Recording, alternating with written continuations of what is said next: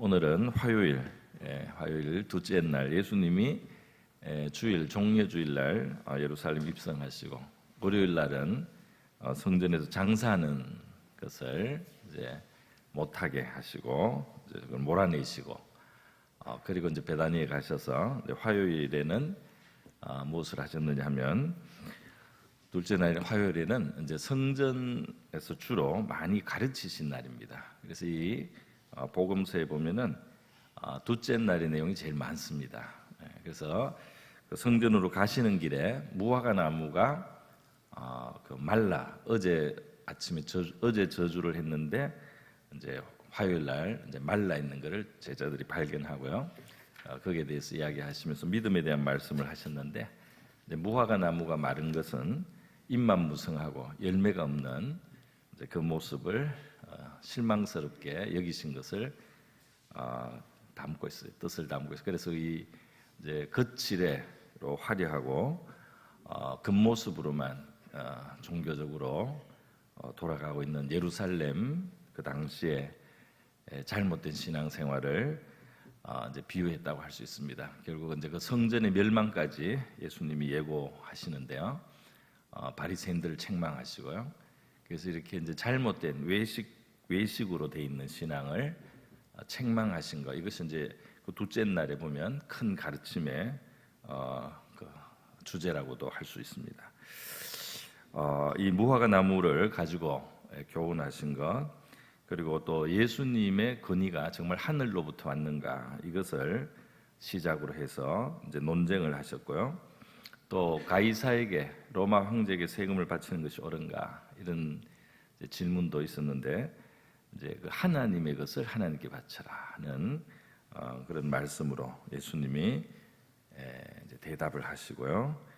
그다음 부활이 정말 있는가 이런 질문에 대해서도 이제 부활이 진실로 있다는 것을 예수님 말씀하셨습니다.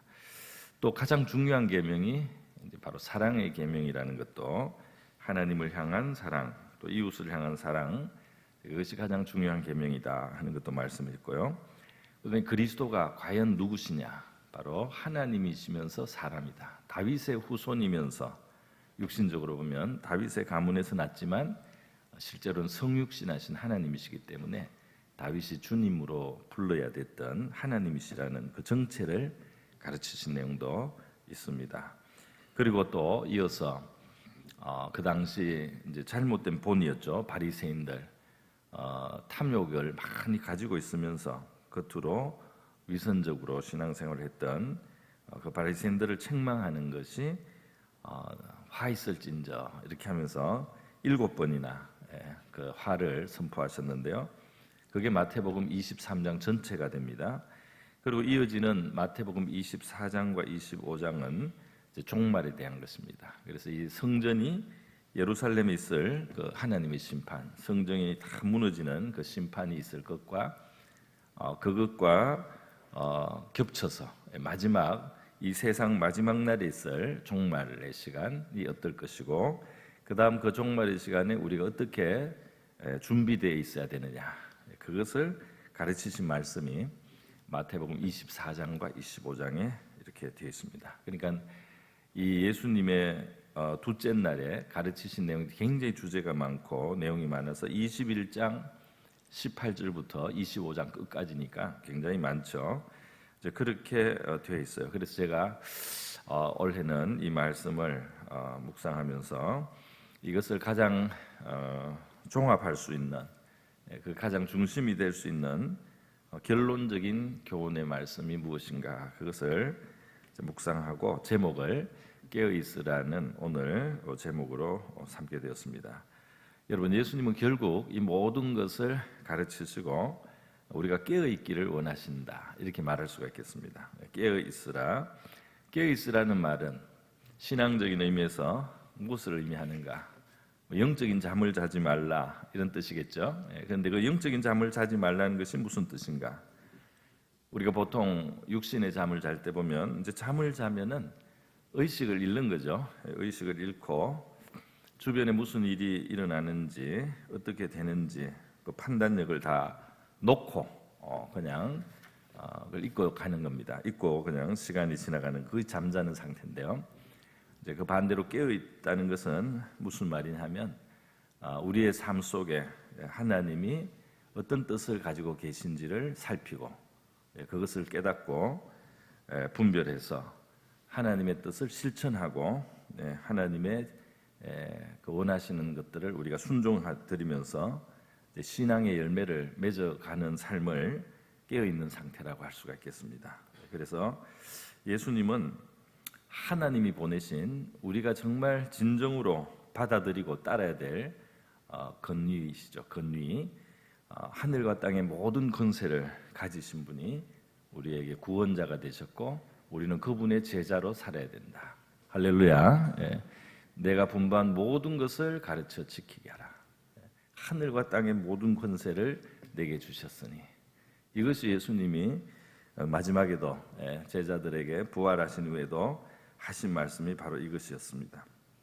그래서 우리는 그 부활을 믿고 그리고 가장 큰 하나님의 뜻과 계명인 바로 이 사랑을 실천하는 삶을 살아야 되는데 그것은 겉모습으로만 치장하고 자기를 높이는 바리새인적인 신앙생활하고는 다르다는 것입니다. 그래서 소자를 작은 자들도 아끼고 소중하게 여기면서 사랑하는 섬기는 이것이 바로 우리의 하나님이 우리를 향하신 뜻이고 계명이다.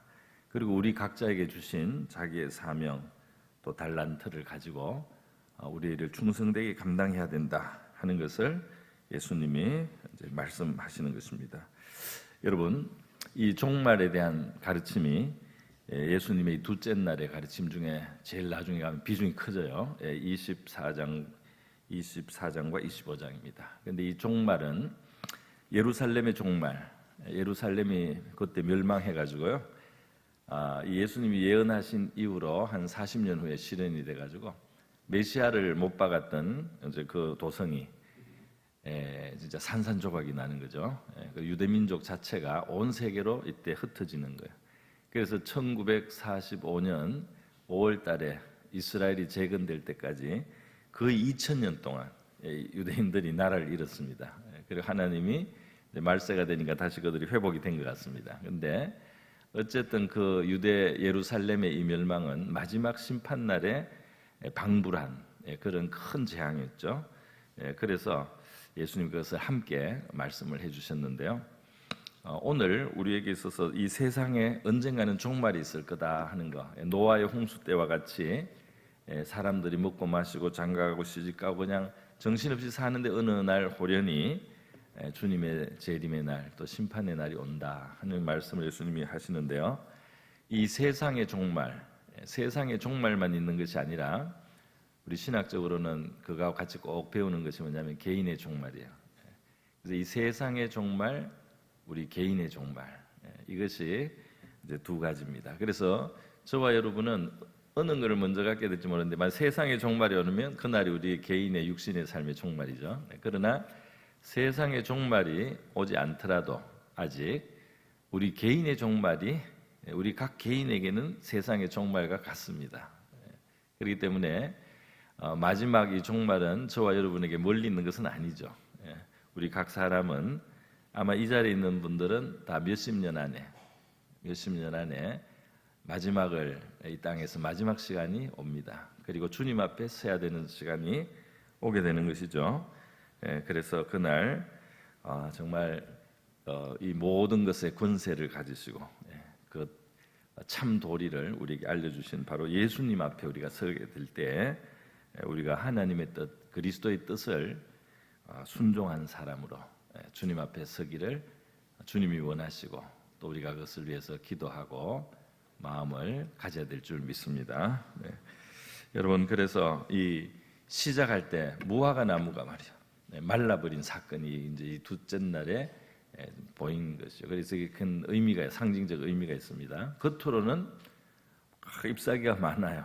그런데 뒤져보니까 열매가 하나도 없다 이 말이에요. 그래서 저주를 받았습니다. 그래서 그것이 바로 우리가 피해야 될 종말에 정말 진심으로 하나님이 인정하시는 열매를 맺는 저와 여러분의 삶이 될 수 있기를 바랍니다. 그분이 무엇을 명령했는가, 주님이 정말 무엇을 원하시는가, 그것이 우리의 진정한 관심이 되어야 되겠습니다.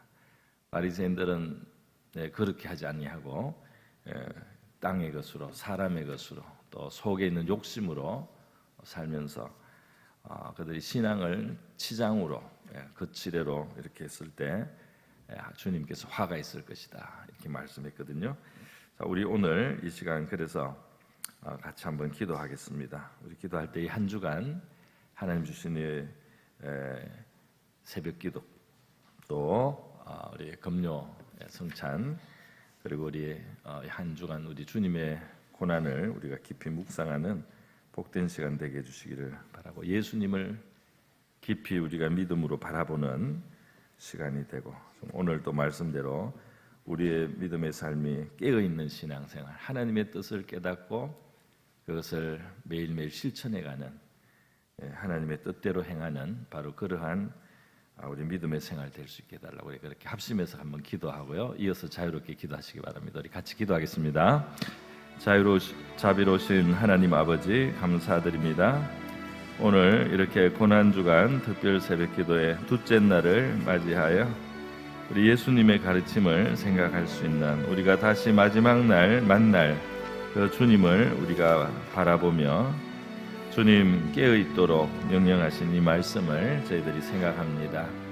주님, 이 한 주간 우리 하나님께서 허락하신 이 고난주간의 특별한 계기를 우리 예수님을 깊이 생각하는 계기가 되게 하시고, 우리를 위하여 고난 받기 위해서 이 땅에 오시고 우리를 위하여